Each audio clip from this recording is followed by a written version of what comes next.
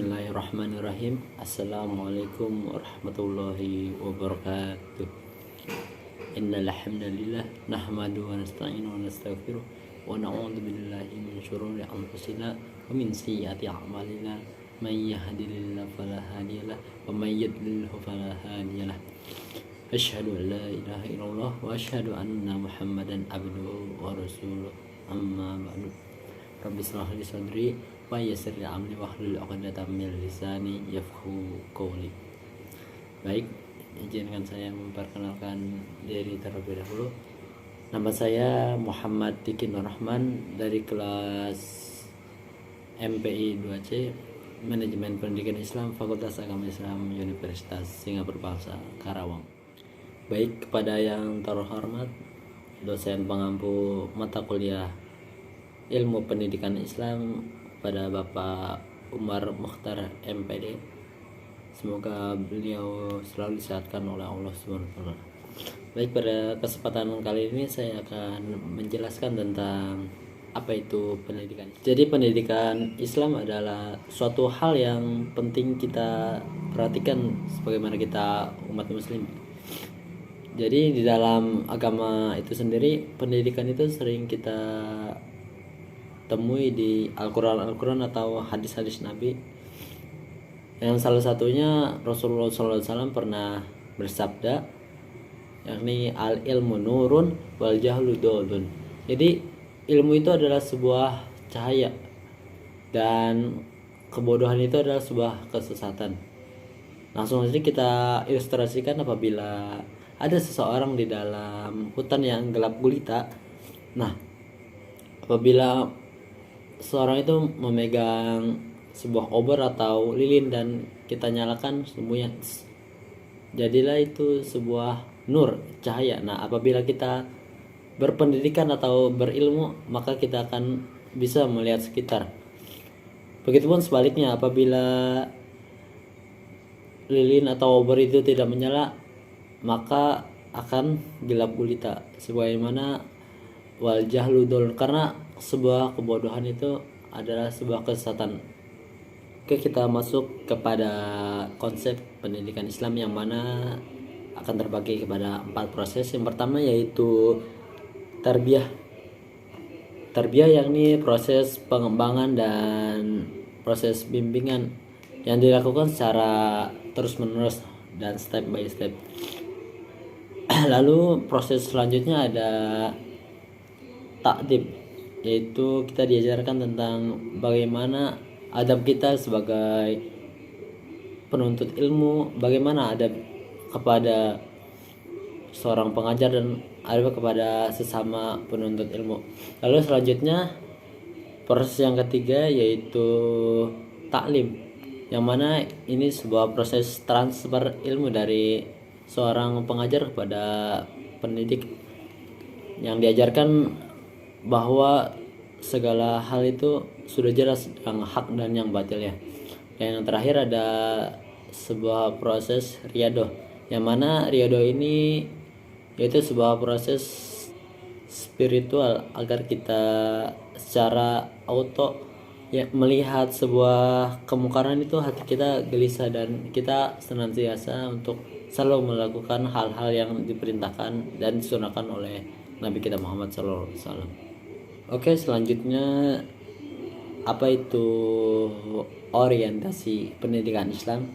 Orientasi pendidikan Islam adalah bagaimana kita caranya untuk mengimplementasikan nilai-nilai Al-Quran dan Sunnah itu dalam kehidupan kita sehari-hari.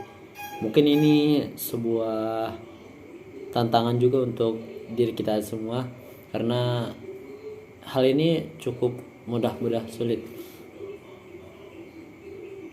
karena kita harus ada kemauan untuk memulai dan beristiqomah. Itu dia poin yang cukup beratnya, istiqomah. Jadi mulai saja dari hal-hal yang kecil dari kita sendiri, karena apabila diri kita sendiri sudah baik, maka insya Allah keluarga kita juga akan ikut membaik, dan dari keluarga yang baik itu akan terciptalah masyarakat yang baik, dan dari masyarakat yang baik itu tidak menutup kemungkinan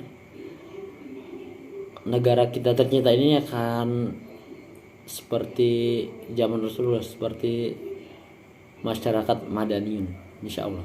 Baik, kita lanjut ke pembahasan selanjutnya yang terakhir, yaitu ruang lingkup serta keterkaitannya antara pendidikan Islam, pendidikan agama Islam, dan pendidikan umum.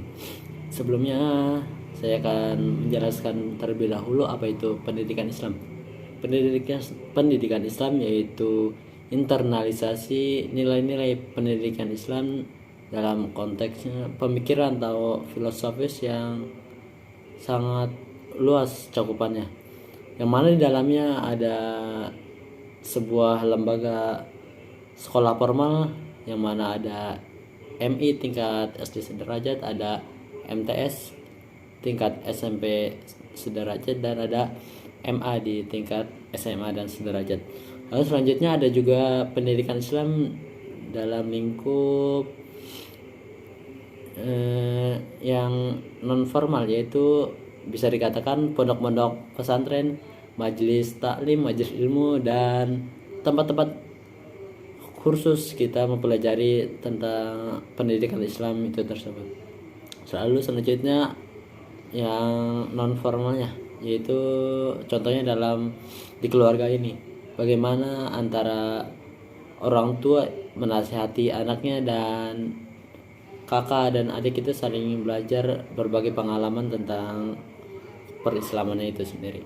Lalu kemudian selanjutnya kita bahas tentang pendidikan agama Islam, yang mana pendidikan agama Islam ini memiliki tujuan yang di dalamnya agar kita memahami apa itu agama Islam, yang mana PA ini sebagai konteksnya sebagai mata pelajaran saja atau mata kuliah, yang mana di dalamnya kita diajari tentang tauhid, sejarah-sejarah kebudayaan Islam, dan fikih-fikih dan lain sebagainya. Lalu yang terakhir keterkaitannya dengan pendidikan umum, yang mana kita sebagai umat Islam ini tidak hanya dididik untuk memahami ruang lingkupnya secara agama saja, melainkan tentang umum juga, tentang sains dan teknologi, yang mana tujuannya untuk mempermudah kita juga dalam kehidupan kita, dan tentunya untuk ibadah kepada Allah Subhanahu wa taala. Contohnya, dengan adanya pesawat terbang, orang-orang yang ingin menunaikan ibadah haji akan lebih efisien waktunya, tidak memakan waktu banyak, yang mana kita hanya memerlukan beberapa jam duduk dan sampai di tanah Arab tersebut. Dan mungkin itu saja yang bisa saya sampaikan. Kurang lebihnya mohon maaf. Ihdinas siratal mustaqim. Wallahul muwaffiq ila aqwamit thoriq. Assalamualaikum warahmatullahi wabarakatuh.